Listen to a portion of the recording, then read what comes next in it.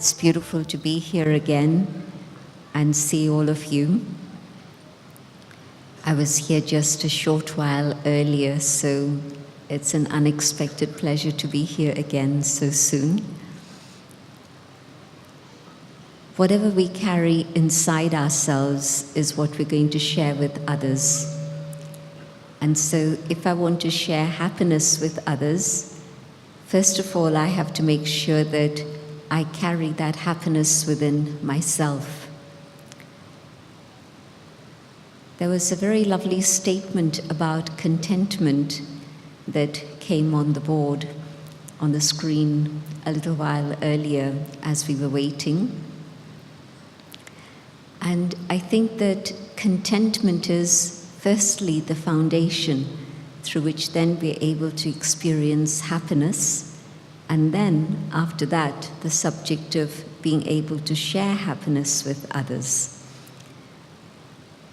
And the statement on the screen was about being able to forgive and forget. And it's true that if I'm holding on to anything of the past, it's not possible to experience contentment today. But if I'm willing to let go of things from the past, learn lessons and have a big heart and be able to forgive, then I can experience contentment here and now. I want to speak a little bit further about the whole subject of cultivating and maintaining happiness within ourselves, because that is the way in which then I can take it further and share it with others. What is it that can bring us happiness? There was an interesting survey that was done in the UK a little while ago, and they were comparing the facilities that people have in the 21st century to the situation in Britain immediately after the war in the 50s. And I myself remember that time as a child when we went there in 1957. So at that time, most families didn't have a car. Most families had one television, and it was usually a small screen, and it was black and white in those days. Most families didn't need to have a fridge. There was no global warming that was evident at that time. It may have started, but it wasn't so visible. And so it was a simple life in terms of facilities, but it was a life in which people felt very content and happy. It was a situation in which they had won the war and there was peace established in Europe and the world, and so it was a good time. In the 21st century, when they asked people about the subject of happiness and the facilities they had, many, many families now have at least 2 cars. Many families have 2 fridges, not just 1, but 2.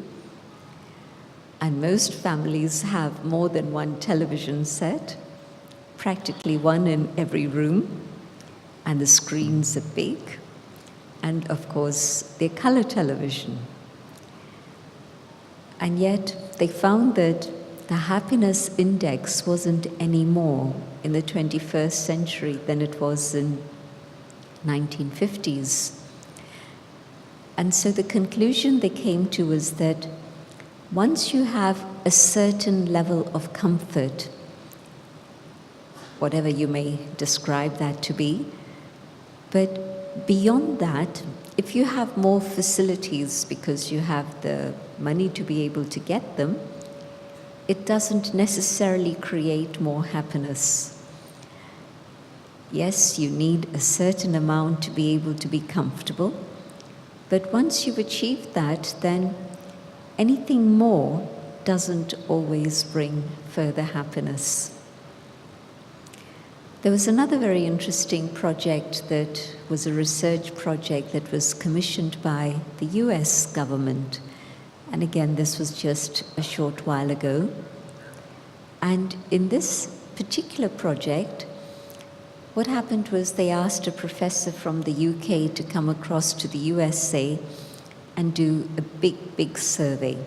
He had a very large staff, a large team that could go out everywhere, and literally they questioned hundreds of thousands of people on the subject of happiness.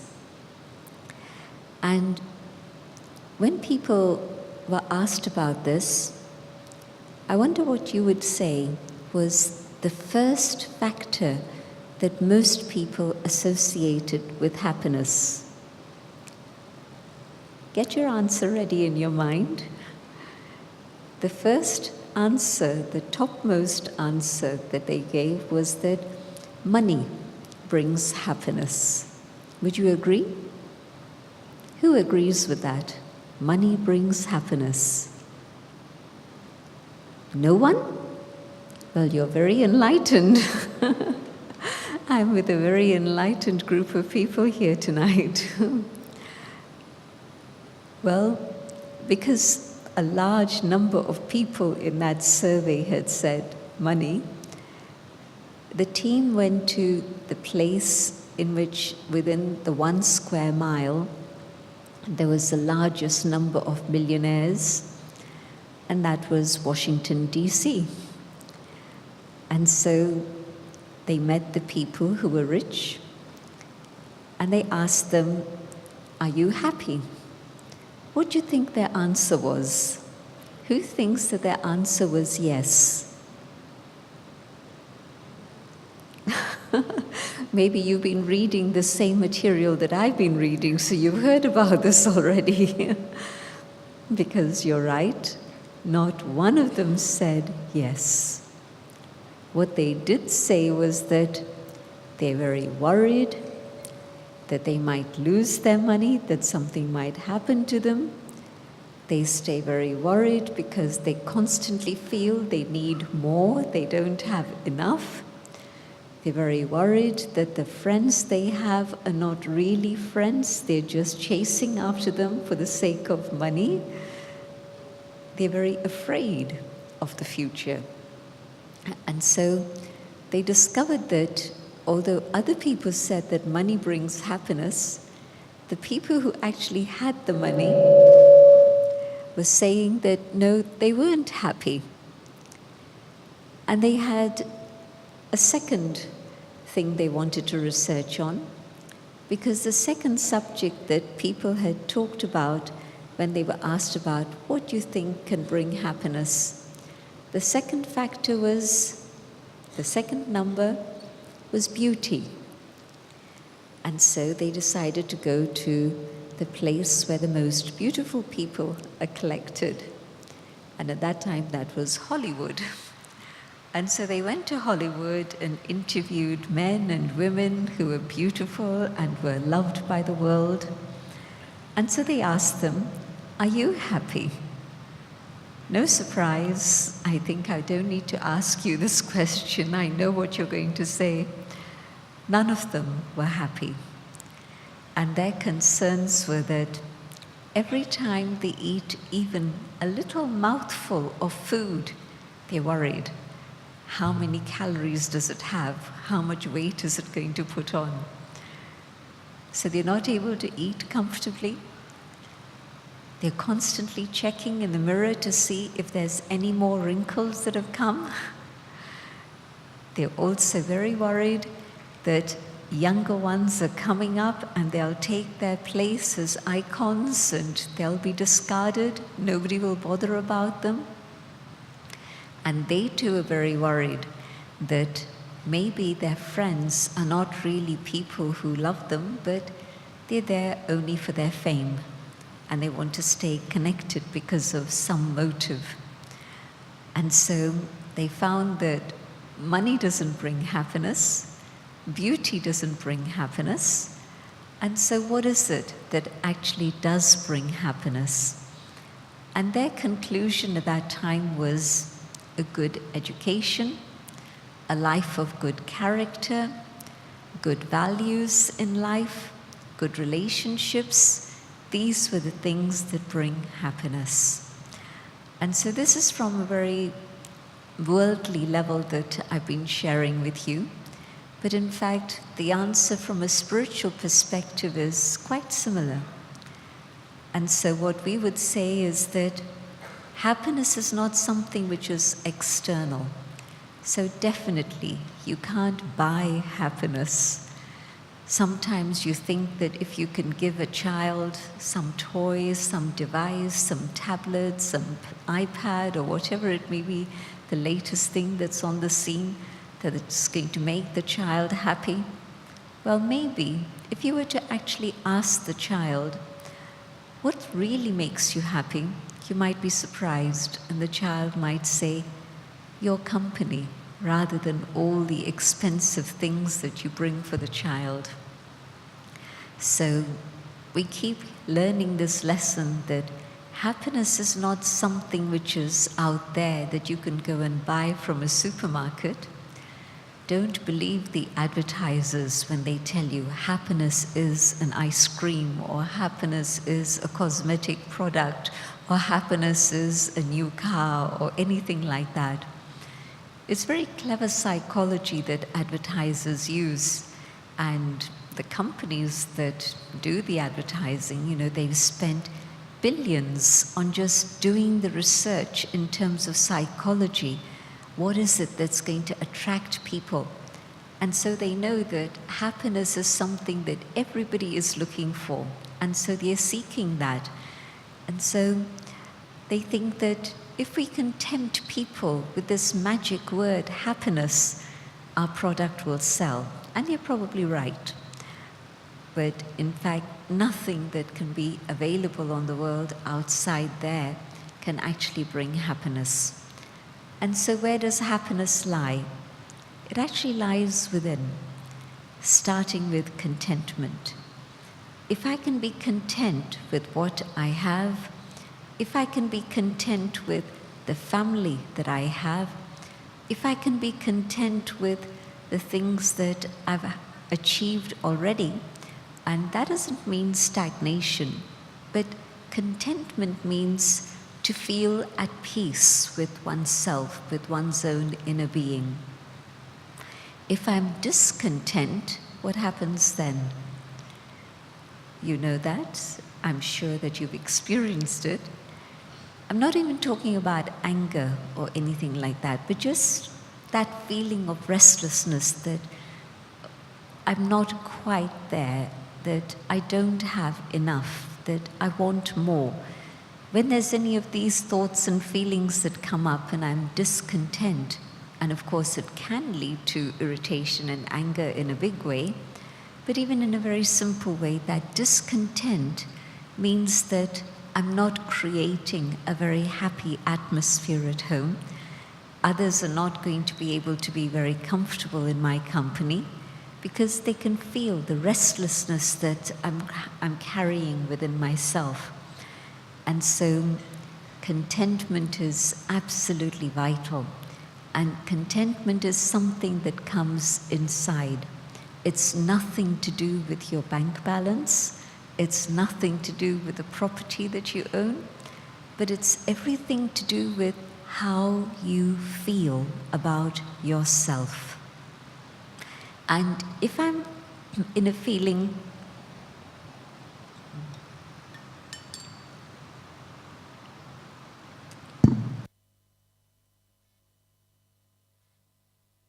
And if I'm feeling comfortable with myself, content with myself, then the quality of atmosphere that I'm generating and the quality of interaction that I'm having with others is of course going to be a very sweet one.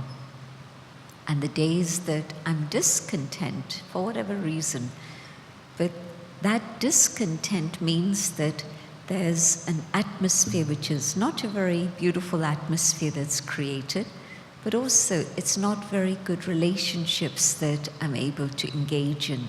I'm not able to share happiness with those around me. And so creating contentment within myself is vital. So how do I create contentment and come to the state of happiness within? When I'm able to see what it is I have already. If I think about what more do I want, it can be a very long list, and maybe it's even a list that keeps growing day by day. I'm ticking off some things, but there'll be more things that I'll keep adding on. And so that list is never going to be complete. But if I try it the other way around, what is it that I do have? What is it that I can be grateful for in my life? And I'm sure that everybody who's sitting here, I have a sense that we're all pretty comfortable in our lives. We might not have everything that's on our wish list, but definitely we have a lot more than most of the people, especially here in India. And so let me be thankful for what it is God has given me, or destiny, whatever it is I believe. Maybe it's destiny that's given me what I have. But when I learn to be grateful, gratitude is a very beautiful quality in which truly I can stay very content. And from that stage of contentment, I can even have a lot of happiness. And so first step in contentment, knowing that it's inside, nothing to do with the situation outside. And then cultivating gratitude by appreciating what it is that destiny and God have blessed me with already. There's another very interesting thing about gratitude, and that is that when you're feeling gratitude, there's no space at that moment for negativity. Think about it and check it out for yourself. When you appreciate someone, something that's happened, and you thank God for it, or you thank destiny or your stars or whatever it is, and you say, it's good, everything is fine, then there's no negativity at that time at all, no space for irritation or anger or distress or disturbance. Gratitude is a beautiful experience in which your heart feels very full and content, and you know that everything's okay. And so let me experience creating a sense of gratitude every single day. When people pray in the morning, and many people now don't pray at all, but my feeling is that if you've taken the time on a Sunday evening to come all the way here, then you are people who do value prayer and give time for prayer. But the question is, what is the quality of your prayer? Is it like that of a little child, in which the child treats God as a supermarket, and so they have a shopping list for God? I would like a bike. I really would love to have a bike. I would like a new book. I would really love that. Maybe something more sophisticated. My friends have the latest telephone. I'd like the same one like them. So if the child is asking God for all of these things, and sometimes parents even say to children, look, if you want something, ask God for it. And of course, they don't mean that the child should present God with a shopping list, but that's how the child interprets it sometimes. So if as an adult, I still have a shopping list for God, I want this, I want this, I want this, I want this, and maybe it isn't external things that I'm asking for. Maybe I'm asking for good health for myself. Maybe I'm asking for something for my family, that I want my family to have good health. How do you think God feels when all these requests keep turning up at God's door? God must be thinking, well, do these people not understand about karma? that if they're ready to do good karma, if they're ready to work hard, all these things are available. Do they not realize that my purpose of existence is actually to give them something else, something greater than you can find in the supermarket? And so God has a bit of a smile when He's watching us pray, and our prayer is just simply ask, ask, ask. And yes, maybe the things we're asking for will happen, but maybe who knows? Even when we get all the things we ask for, are we content? Maybe, maybe not. Who knows? The important thing about connecting with God is loving God and appreciating what it is God has done for me already, rather than putting a list of things in front of God. Maybe it's not even just things for the family. Maybe it's just things for myself. God, I would really like to have good relationships with everyone around me. And God continues to smile. Why? Because it's in my own hands to actually create good relationships. It's not God who's going to touch someone with a magic wand and say, okay, never mind, whatever they've said to you, whatever they've done to you, forget it, forgive them, and have a good connection with them now. No, that's up to me.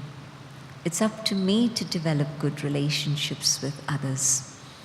So what is it that God gives? God gives wisdom. God's first and foremost role is to bless us with wisdom, to open our inner eye so that we can see the truth, the reality, to be able to touch us so that we understand what it is we need to do at any given moment, so that our life is free from darkness, from ignorance, from confusion and negativity. So that's God's role. And so asking God for anything else is really going to the ocean and asking for a tiny little bucket of water. But God is the ocean, and in particular, God is the ocean of knowledge, the ocean of love, the ocean of peace, and the one who removes all sorrow and gives us happiness instead. So it's not the things that God is going to give us, but it's the inner happiness that I have been wanting to experience for a very long time that is available from God, together with the love, the peace, the wisdom, the joy. Everything that God has, God keeps for His children. He doesn't need it for Himself. What is He going to do with wisdom up above in the world of silence and Paramdham, where there's no action, no activity, just purity and stillness and light? That's our home, the Brahma element. So God doesn't need wisdom. God doesn't need love. Am I right? But God possesses all of this and holds it in store for us, so that at a time when we need it, God is able to come and share it with us and give it to us. And so the very first step of God's task is to open our inner eye, bless us with wisdom, give us a divine intellect, so that we're able to understand what it is that we need to do. So in terms of my karma, yes, whatever it is I give, that's exactly what's going to come back to me. Here we call it karma. In Australia they call it the boomerang effect. You throw the boomerang and it comes right back to you. And generally in the world out there, they would say it's the law of cause and effect. You're seeing the effect, but what was the cause? You have to understand that. And if you understand the cause, then you can make sure that you engage yourself in creating the right cause so that the results, the effects are exactly what you would like to have. And if I'm not aware of this exchange of give and take and doing and receiving, then I can spend my whole life searching for happiness, but I won't find it. But God's grace, that God gives us the wisdom, God gives us the knowledge with which to be able to understand all of these things. And so the first aspect of wisdom, to know that it's not this body that is actually the being that I am, it's the inner being, I, the soul. And it's the soul that is seeking happiness. And so how can I find happiness? By going on a journey deep within. As I go on an inner journey in silence, I discover very beautiful treasures that I'm carrying within myself. While I was stuck in my physical identity, the external form, I had no idea of the treasures that I carry within. And so I was seeking peace out there, happiness out there, love out there. And so God reminds us, hey, you're a being of light. You're not the physical form. Stay in that awareness of who you truly are. And when you stay in that consciousness of the inner being and go on that inner journey, then you'll be able to see your own original treasures of goodness and truth and beauty that are there within the soul. Goodness is not out there, it's within. So the things that were being talked about by the researchers in America, what is it that brings happiness? Good character, good education, good values in life, the spirit of sharing and giving. These are the things that can generate happiness within the self.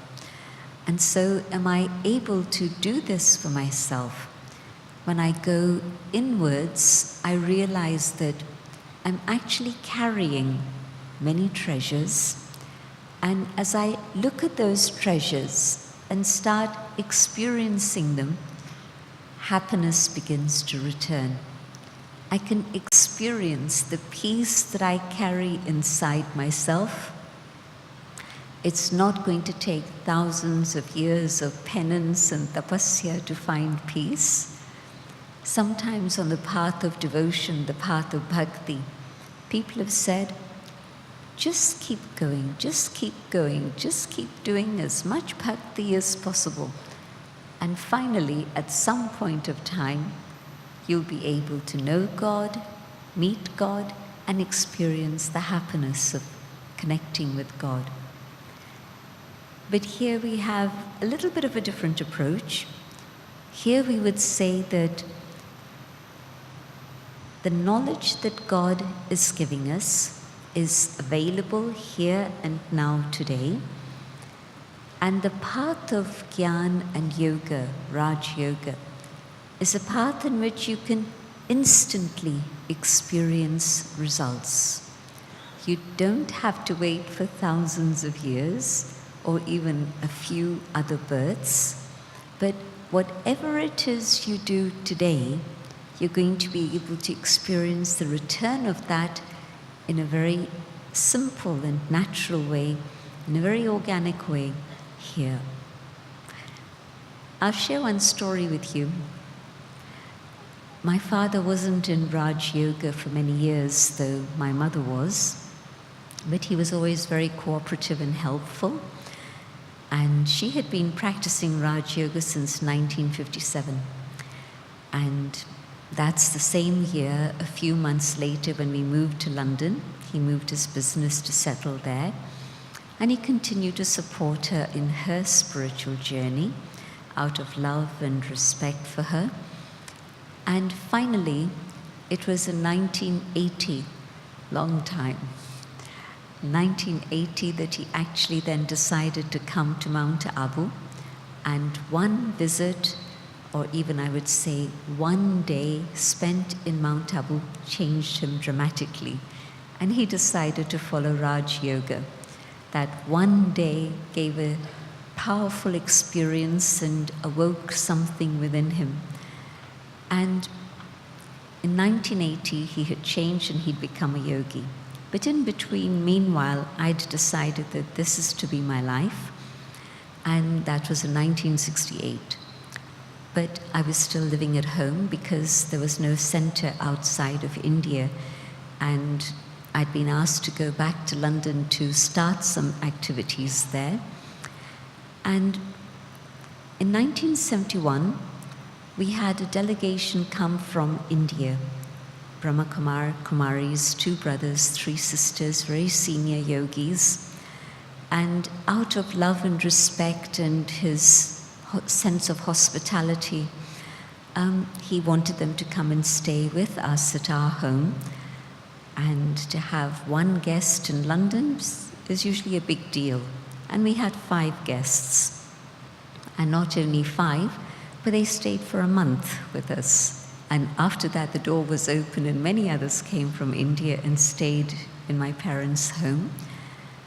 But I would say that that one act of love, of actually sharing and giving, that seed of karma created an amazing fortune for him. Why? Because later, by then my parents were settled in India after he'd retired, but they were visiting London, and in 2001 my mother passed away in London, and he was thinking, what should I do now? And Daddy Jayanti, some of you know her, she's now 101, but she was at that time based in London. She stayed with us there for 40 years. And Daddy said to him, why don't you come back and settle in London again? And you come and stay in Baba's home, Baba, God's home in the ashram. And he had the courage and determination to do it. And within a few months, things were settled in India. He was back in London. And he was living in God's home in the ashram. In the last few years, he passed away last year at the end of August. In the last few years of his life, he had Parkinson's. I'd heard the name, but I didn't know exactly what it meant. But I was witnessing the degeneration of muscles and the stiffening of muscles. And at first, he couldn't walk properly, he kept falling. And then his hands and his arms weren't functioning. And would you believe it? There were 3 people who, out of their love, yogis, gave him their personal time and attention to care for him. In the last period, he couldn't even eat himself because he couldn't move his fingers. So Parkinson's is not a very pleasant experience, neither for the person who has it, nor for the people who are around. But he kept his spirits very high. If you asked him, how are you? He'd say, better than can be expected. That was his fixed answer. We'd say, are you comfortable? He'd say, God has given me everything. What more do I need? So he maintained his dignity, he maintained his self-respect, but most of all, he was surrounded by love and care. I don't think many people in the world experience the sort of care that he experienced in the last 5 years of his life. And I saw it as a direct return of the good karma of opening his heart and home for spiritual teachers to come to share these ideas abroad. And so that's, at that time, Nobody knows what the future holds. He was young, he was strong, he was healthy, he had everything. But at that time, to open your heart and home and say, yes, come stay with me. And to then arrange whatever is needed. That good karma brought him the comfort and joy and the love that he experienced for staying in God's home for many years, but especially the care that he received in that last period. So, good karma brings happiness, definitely. Whatever good karma I can do, let me do it. Good karma in terms of action, good karma in terms of giving a smile of encouragement to people, good karma in giving sweet words. When somebody needs a little bit of support, just a few words from you can uplift them hugely. You don't know what the impact is going to be. A few harsh words and you forget them, but it's created an indelible mark and maybe even a wound in the heart of the person. And so whatever karma it is I do, that karma comes back to me. The law of cause and effect. What was the cause that led to a certain effect? And if I'm seeking happiness in my life, what are the causes that I need to be part of? What is the karma I need to do to be able to attain the result of happiness? In one word, it could be called giving. Just simply be able to give. And maybe it's external things like facilities and hospitality. Maybe it's words of encouragement. Maybe it's a sweet smile. Maybe it's just your spiritual support. All you need today is to say is, you have my good wishes, you have my support. Maybe that's all that's needed. But your pure thoughts of good wishes and support are going to help the other one on their journey and in whatever situation it is they may find themselves. There's a lovely word that we use in India a lot, and it is the word diya. Many of you probably light a diya at home every evening at dusk. And here's a human being who's 6 feet tall, 5 feet tall, and yet they fold their hands and they put their heads down in front of the diya that's been lit. So obviously it's a memorial for something. It's not just the little light that you're praying to. It's a memorial, it's a symbol of something. And the word diya is interesting because yes, we use it for that little flame in that earthenware lamp, but it also means to give. And they say that once you've lit the diya, it shouldn't go out. It gives illumination, it's sacred, it's holy, but it actually means, let me be the one who's constantly able to give. Let me give, let me give, let me give. And that is what creates that feeling of sanctity in that sacred space. Never let that diya go out, otherwise there'll be darkness. Keep the diya alight so that your life is filled with that light and illumination. But also, the diya is not just giving light to one, it's giving light to many, many, many, everyone around. And so one individual who cultivates within themselves the spirit of giving and sharing happiness with others, giving something. Yes, they receive happiness themselves, but their life becomes a light for others to benefit from also. And so the diya reminds us of the spirit of giving, and in particular doing something that can give happiness to another. There's another word we use in India which has a very similar meaning, but most times we don't interpret it in that way. and that is the word Devta. And the interpretation of the word Dev, Atma, Devta, the one who gives, Dene Vala. Surya Devta, the sun is constantly giving light, energy, heat, warmth. The water, we say, is a Devta. All the elements of the earth, we say, are the Devtas. Why? Because they're constantly giving. They don't have any benefit in terms of existence for themselves, but they're there to give, just simply to give. And so, is it possible for me to constantly be thinking about giving? Maybe what a person needs is a little bit of respect. And I say, well, they haven't given me any respect, so why should I bother to give them some respect?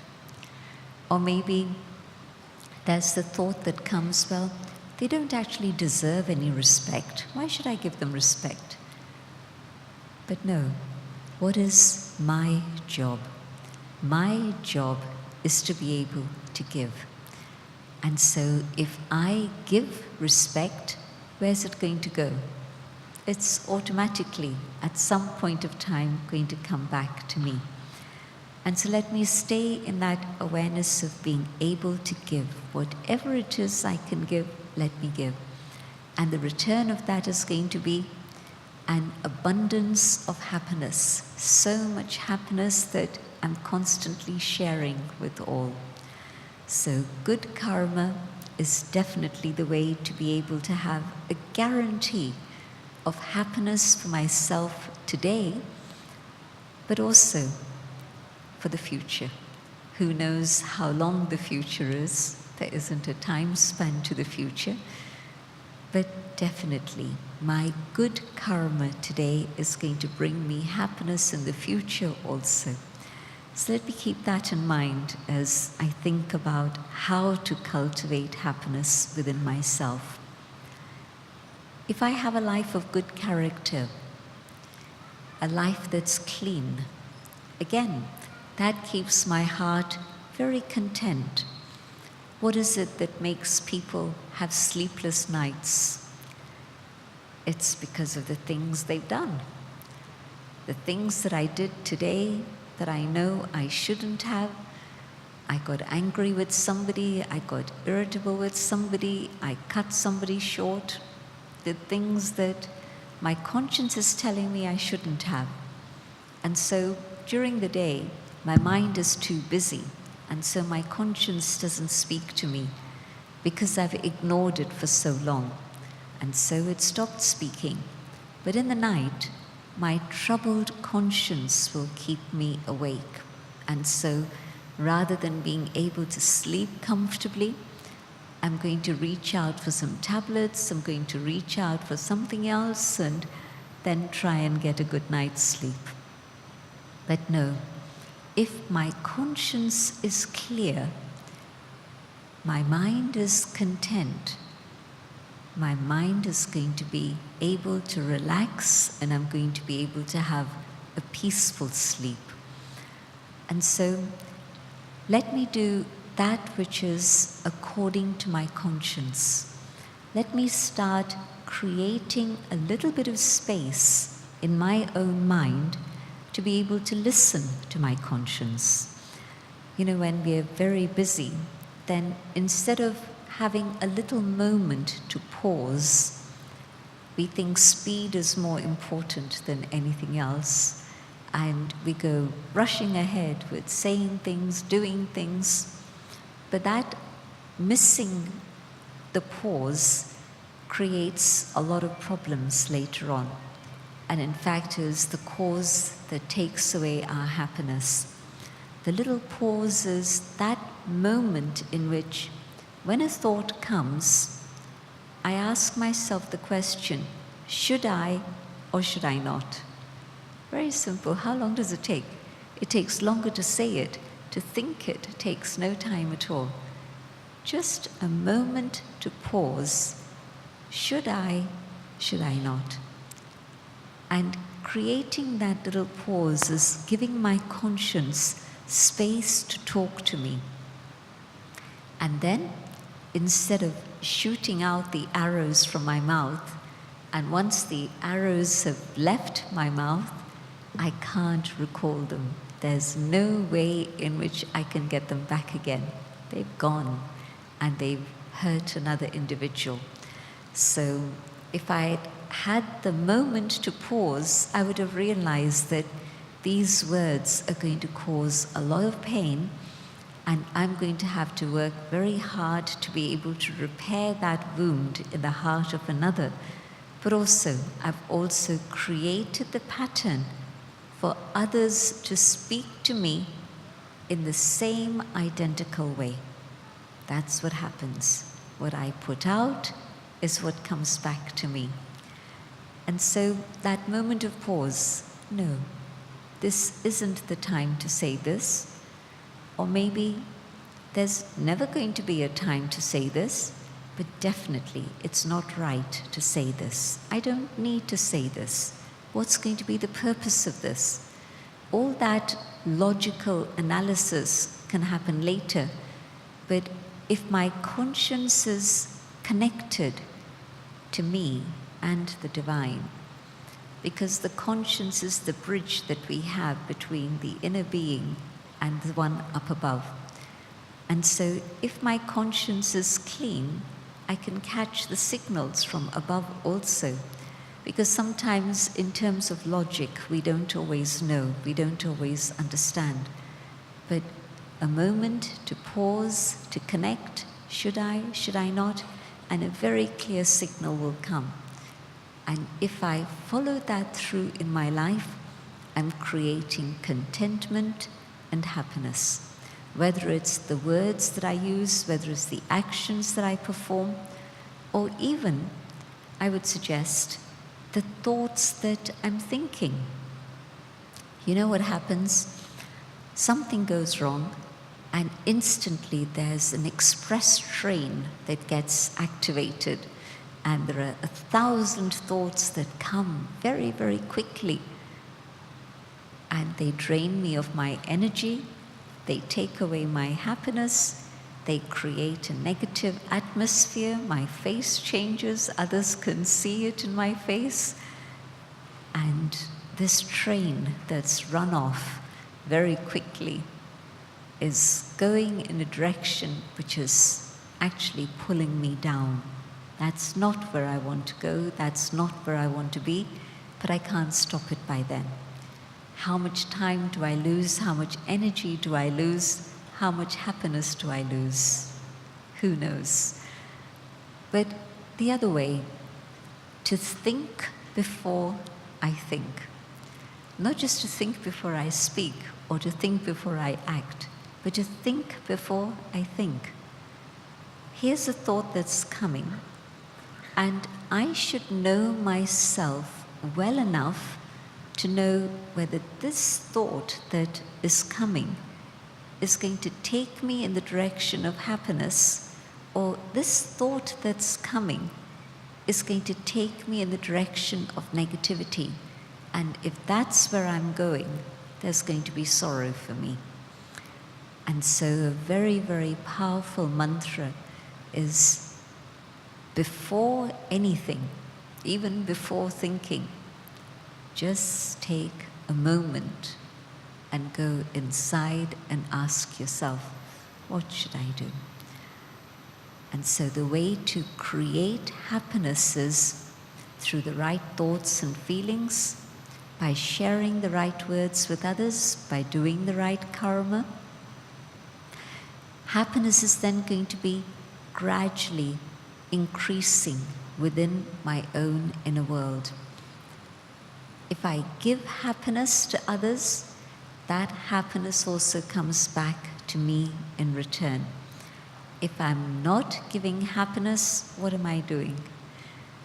Maybe I'm being neutral, but maybe the other had great expectations of me. They weren't expecting me just to be in a neutral space. They were actually expecting that I would give them something to be happy about. And so even though I might say, well, I didn't give them any sorrow, I didn't give them happiness, sure, but I didn't give them any sorrow, but I still hurt their feelings because I didn't respond to their expectations for me. And so, yes, I actually did give sorrow. And the mantra that goes is, whatever you do comes back to you, applies here. Give happiness and your own happiness multiplies. Give sorrow and guess what's going to happen? It's going to come back to me. And so let me check my life and see, are there thoughts or words or actions or behavior, sins of omission, things that I should have done that I didn't do, that are causing sorrow? First and foremost to those who are the closest to me, and then those who I'm working with, and then others and others and others. Even those who are working with me, maybe it's not such a big deal, because there's a certain level of protocol and expectation, and if I follow it, I'm going to get my salary, and if I don't follow it, I lose my job.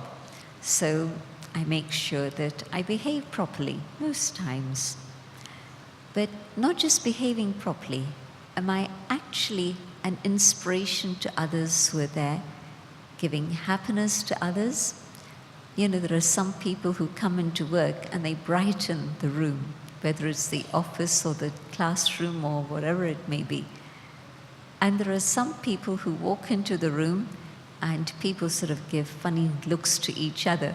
And, you know, and the thought is, oh no, not again. They're expecting that this person is going to talk about the same things, say the same things, create a heavy atmosphere. And so they're already anticipating that. So are people happy when I walk in? Or rather, are they happy when I leave? And so to be able to give happiness rather than sorrow is a very, very important way in which my own happiness increases. And of course, it's a constant loop. I'm giving happiness, happiness is coming back, and I have more to give. And so I give more. And so let me be able to be one who's able to share happiness with everyone. Yes, my family immediately, that's important. Sometimes the factor of time comes in, and we don't always give sufficient time to our family. And of course, that investment in relationships is again something that's going to generate happiness, and if I don't invest in relationships, it's going to create sorrow. Sorrow for me and sorrow for them too. And so that idea of investing is very important, to invest in a relationship. You know, sometimes you think, well, anyway, I can spend time with them later on. It's okay. At the moment, I'm very busy. But who knows what tomorrow will bring? Later, later, later, you keep postponing it. This is more important, this is more important. So am I able to give priority to those whom I love? And am I able to give them of myself? My time, my thoughts, my feelings, my good wishes, my conversation. And if I'm able to look after those who are closest to me in this way, I'm sharing happiness with them, because that's what they want. They don't just want food on the table. They want me. They want something that I can give them. And so let me be able to invest in relationships.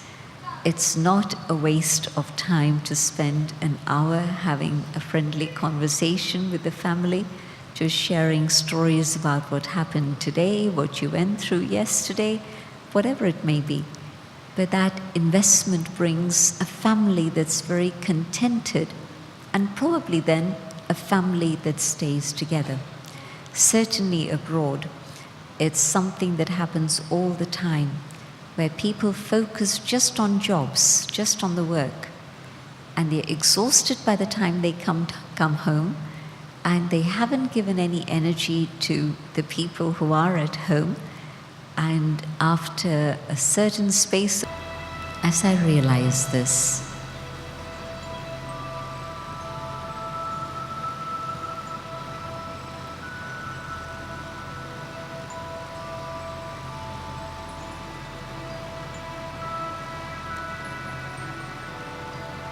surrounded by God's love. The flame of happiness is ignited in my heart.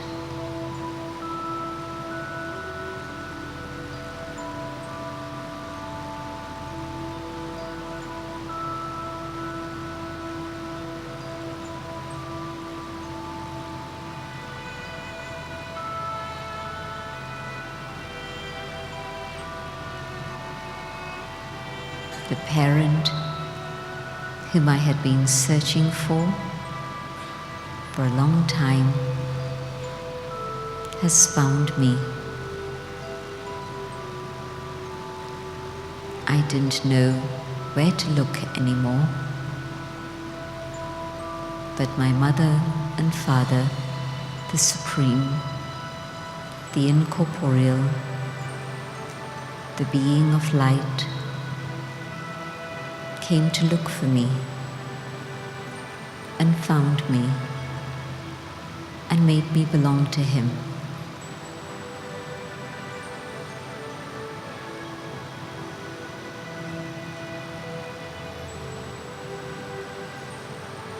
All that I had been seeking,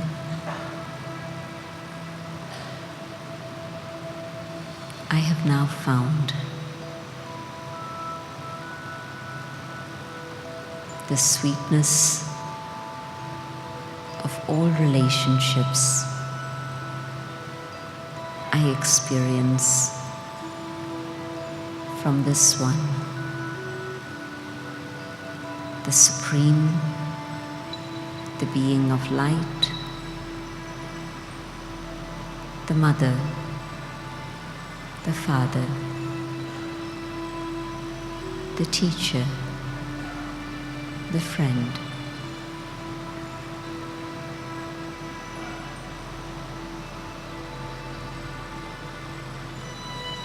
God fulfills the sweetness of all relationships, and as I experience this, there is joy. There is happiness within.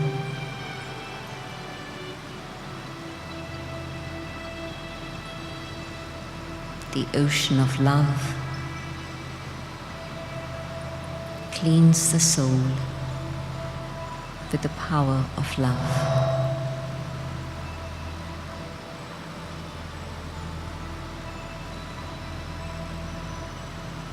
The negativity, the dust, the criticism that I had accumulated within myself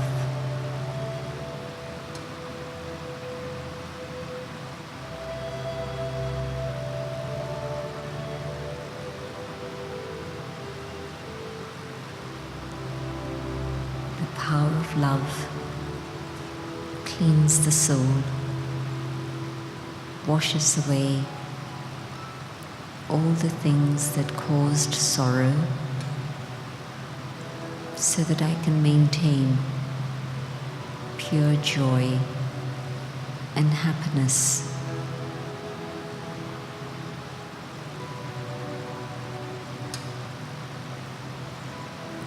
Filled with happiness,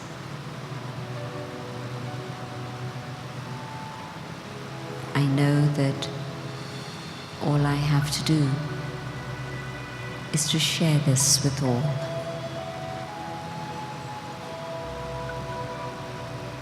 I come back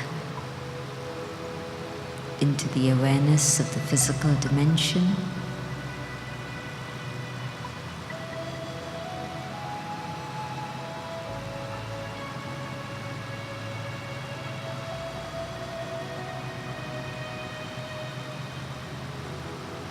I step back into the moment here and now,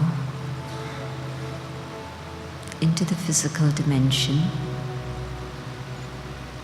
carrying unlimited happiness with myself.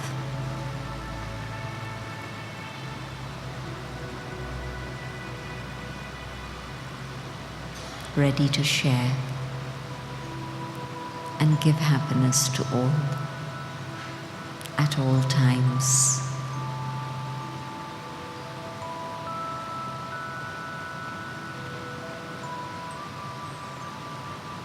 Om Shanti.